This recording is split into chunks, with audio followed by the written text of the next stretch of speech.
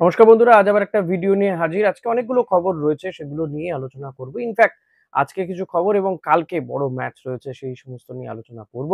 আজকে ইস্ট বেঙ্গলের জন্য বড় দিন অতি অবশ্যই, কারণ ইস্ট বেঙ্গলের মহিলারা এএফসি সেকেন্ড ম্যাচ তারা খেলতে নামছে হংকং এর কিচি এফসির বিরুদ্ধে। হংকং এর কিচি এফসির বিরুদ্ধে খেলতে নামছে, যখন এই কিচি এফসি এবং ইস্ট বেঙ্গল ফার্স্ট ম্যাচটা যাদের সঙ্গে খেলেছিল তারা ড্র করেছিল। ইস্ট বেঙ্গল প্রথম ম্যাচে জিতেছে, ফলত এই ম্যাচটা ইস্ট বেঙ্গলের এই যে সেকেন্ড ম্যাচটা, মানে ইস্ট বেঙ্গলের মশাল গার্লরা যদি সেকেন্ড ম্যাচটাতে ড্র করে, তাহলে কিন্তু কেচিএফসির বিরুদ্ধে তারা যদি ড্র করে, তাহলে কিন্তু তারা পরবর্তী রাউন্ডে বা মূল পর্বে তারা পৌঁছে যাবে। নিঃসন্দেহে এটা একটা ঐতিহাসিক সন্ধিক্ষণের মধ্যে দাঁড়িয়ে রয়েছে। বিকেল 5:30 থেকে এই ম্যাচ দেখা যাবে। এই ম্যাচ কিন্তু আমাদের এখানে কোথাও দেখা যাবে না, এটা আগে বলে দিই। তো ইস্ট বেঙ্গলের এই মহিলা টিমটার জন্য অতি অবশ্যই শুভেচ্ছা তো রইল।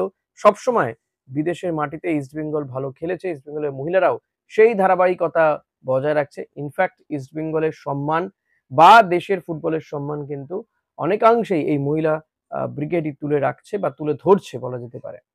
এর পাশাপাশি আগামীকালের কথায় যদি আসি, আগামীকাল ভারত খেলতে নামছে, মানে ভারতীয় পুরুষ দল তারা খেলতে নামছে ইরানের বিরুদ্ধে। কাফা নেশনস কাপের সেকেন্ড ম্যাচ খেলতে নামছে খালেদ জামিলের ছেলেরা। খালেদ জামিল প্রথম ম্যাচটা তো উতরে গিয়েছেন, ভালো পরীক্ষায় পাশ করেছেন, ভালোভাবে পাশ করেছেন, লেটার মার্কস পেয়েছেন। তার তার ভারতীয় কোচ হিসেবে তার প্রথম ম্যাচে তাজিকিস্তানকে তারা হারিয়ে দিয়েছে 2-1 গোলে। আনোয়ার আলী, সঞ্জয় জিঙ্গান, গুরপ্রীত সিং সান্ধুরা জয়ের ক্ষেত্রে গুরুত্বপূর্ণ অবদান রেখেছেন। আগামীকাল ইরানের বিরুদ্ধে নামছেন খালেদ জামিলের ছেলেরা। নো ডাউট এই ম্যাচটা অত্যন্ত গুরুত্বপূর্ণ এবং অত্যন্ত শক্তিশালী একটা টিমের বিরুদ্ধে ভারত খেলতে নামছে, যারা ফিফা র্যাঙ্কিং এ 20 নাম্বারে আর ভারত 133 নাম্বারে। Can you imagine? এদের সঙ্গে পারাটা সত্যিকারেই অসম্ভব। তবে আহ, মানে খাতায় কলমে অসম্ভব, কিন্তু মাঠে নামলে anything can be possible. Football ম্যাচটা এমন একটা বিষয় যে যেকোনো দিন যে কিছু হয়ে যেতে পারে। ফুটবল কেন? খেলাটাই এমন একটা বিষয়। তো ভারত যদি মানে সেই পরিকল্পনা করে নামে এবং খালেদ জামিল পরিকল্পনা যদি তার ছেলেরা ঠিকঠাক মাঠে ফুল ফোটাতে পারে, তাহলে কিন্তু ইরানকেও আটকে দেয়া যেতে পারে।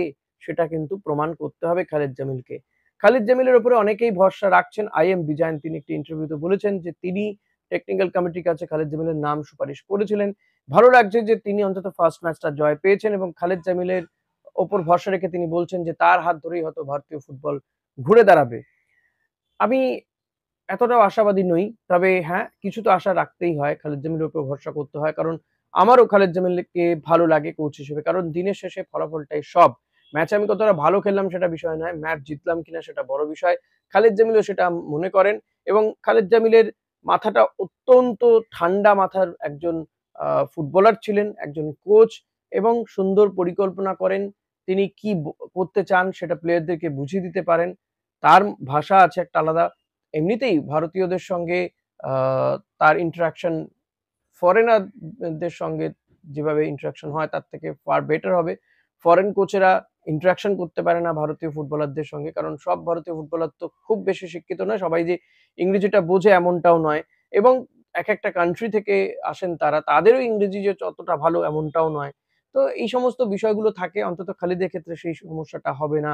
আ খালিদ কিন্তু খুব সহজভাবে তিনি কি চাইছেন সেটা তার প্লেয়ারদের মধ্যে বীজটা বপন করতে পারছেন। অন্তত ফার্স্ট ম্যাচটা দেখে তো মনেই হয়েছে। তো আগামীকালের এই ম্যাচটাও কিন্তু ভারতের জন্য অত্যন্ত গুরুত্বপূর্ণ এবং কঠিন ম্যাচ হবে। আগামীকালও কিন্তু ম্যাচটা 5:30 থেকে তাজিকিস্তানের মাটিতে এই ম্যাচটা হবে এবং এই ম্যাচটা যে জিতবে সে কিন্তু গ্রুপ টপ হয়ে ফাইনালে পৌঁছে যাবে। তো ইন্ডিয়ার সামনেও সুযোগ রয়েছে, ইরানের সামনেও সুযোগ রয়েছে। কারণ ইরান আফগানিস্তানের বিরুদ্ধে ৩-১ গোলে জিতেছিল। মনে রাখতে হবে যে ইরানের ডিফেন্স শক্তিশালী, কিন্তু এমন নয় যে সেখানে গোল দেওয়া সম্ভব নয়। অন্তত আফগানিস্তান তো দেখিয়ে দিয়েছে গোল দেওয়া যেতে পারে।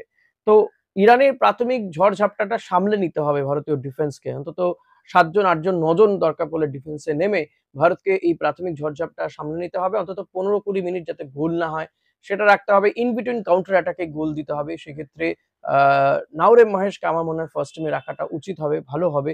নাওরেম মহেশ, সঞ্জয় জিঙ্গান এবং আশিক কুরেনিয়ান এরা যদি থাকে এবং যদি মাঝমাঠে জিকসন সিং এর মতন প্লেয়ার থাকে, জিকসন কিন্তু ডিফেন্সেও বড় সাপোর্ট দিতে পারে। তো এই প্লেয়ার গুলোকে অতি অবশ্যই আমরা মনে হয় এই টিমই দেখব ফার্স্ট টিমে। আনোয়ার, সন্দেশ, জিঙ্গান, রাহুল বেকেরা থাকবে। তো দেখা যাক কি হয়। তবে লড়াই একটা করবে এটুকু বলতে পারি। এই ম্যাচটা আমি তো বলবো খালিদ জামিলের উচিত জয়ের জন্যই ঝাঁপানো। তবে হ্যাঁ, ঘর সামলে অতি অবশ্যই জয়ের জন্য ঝাঁপানো উচিত খালিদ জামিলের। তো তারপর দেখা যাবে যা আছে কপালে দেখা দেবে কাল বিকেলে। এর পাশাপাশি কাল আরেকটা ক্রুশিয়াল ডে কিন্তু কালকে সুপার সানডে নয়, কালকে কিন্তু সুপার মানডে বা আ কি বলবো একটা অসম্ভব ভালো দিন হতে চলেছে ভারতীয় ফুটবলের জন্য। সুপ্রিম কোর্টে কালকে শুনানি রয়েছে। এই আইএসএল তারপরে হচ্ছে এআইএফএফ এর যে সংবিধান এই সমস্ত বিষয়গুলো নিয়ে শুনানি রয়েছে। মূলত এআইএফএফ এর সংবিধান নিয়ে। তো সেক্ষেত্রে কি হবে সংবিধান, কিভাবে নির্বাচন হবে সবটা আগামীকালই পরিষ্কার হতে পারে সুপ্রিম কোর্টের রায়ের পরে।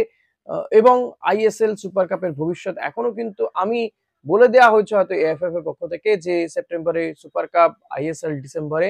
তো আমি এখনো কনফিডেন্ট নই যতক্ষণ না পর্যন্ত তারা ফিক্সচার ঘোষণা করছে। তো দেখা যাক কি হবে সেদিকে আমাদের অতি অবশ্যই নজর রাখতে হবে। সুপ্রিম কোর্টের দিকে আগামীকাল নজর থাকবে।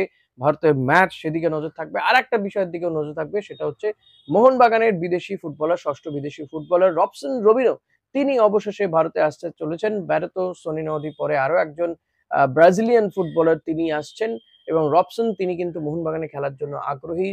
অতি দ্রুত তিনি মোহনবাগানের সঙ্গে মানিয়ে নিতে পারবেন বলে তিনি আশা করছেন এবং সবুজ মেরুন জার্সিতে তিনি অনেক ট্রফি দিতে পারবেন ক্লাবকে। এমনিতেই মোহনবাগান আইএসএল ট্রফি জিতেছে, আইএসএল শিল্ড জিতেছে। তিনি জানেন সবটা যে মোহনবাগানের ইতিহাস তিনি কিছুটা জেনেই এসেছেন। যেহেতু তিনি বসুন্ধরা কিংসে ছিলেন দীর্ঘদিন।